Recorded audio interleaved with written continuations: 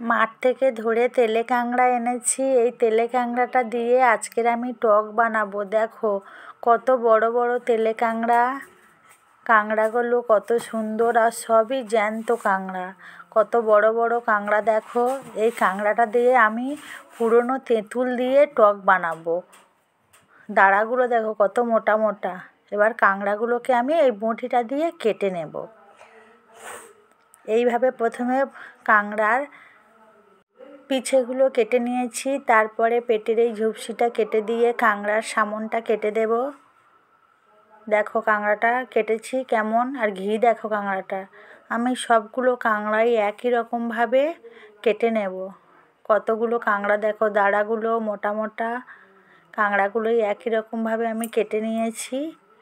নিয়ে আমি ভালো করে পুকুর থেকে ধুয়ে আনবো কাঁকড়াগুলো। ধুয়ে এনে তারপরে আমি কাঁকড়াগুলো পরিষ্কারভাবে ছাড়িয়ে নেব। এখানে কাঁকড়াটা সুন্দরভাবে ছাড়িয়ে নিয়েছি। ঘি দেখো কাঁকড়াতে কত ঘি। আর চিনি নিয়েছি, লেবু নিয়েছি, আর এখানে কালো তেঁতুল নিয়েছি, সিদ্ধ করা তেঁতুল। লবণ মেখে মাটির ভাঁড়ে করে রেখে দিয়েছিলাম। এবারে আমি কড়া বসিয়ে দিয়েছি উনানে। তার মধ্যে আমি এই তেল দিয়ে দিচ্ছি। এবার তেল দিয়ে দিয়েছি, এর মধ্যে আমি এবার 5 ফোড়ন দেব। আমি আজকের কাঁকড়ার টকটা 5 ফোড়ন দিয়েই বানাবো। 5 ফোড়ন দিয়েছি। দিয়ে 5 ফোড়নের মধ্যে আমি কাঁকড়ার দাঁড়াগুলোই দিয়ে দিয়েছি। দিয়ে ভালো করে ভেজে নেব। কাঁকড়ার দাঁড়াগুলো আমি এদিকে এরকমভাবে ভেজে নিচ্ছি। আর আমি তেঁতুলটা আমি ভালো করে গুলে নেব। জলের মধ্যে দাঁড়াটা এখানে ভাজছি।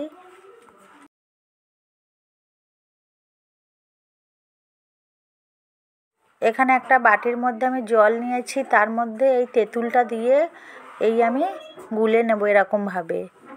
সিদ্ধ করা পুরনো তেঁতুল বলে এই তেঁতুলটা এরকম কালো লাগছে।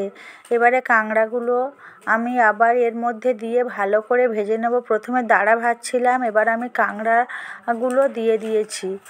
মুড়িগুলো এর মধ্যে দিয়েছি। এবার যে তেঁতুলটা গুলে রেখেছিলাম, ওই কাঁকড়াটা ভেজে রেখেছি তো তার মধ্যেই দিয়ে দিলাম।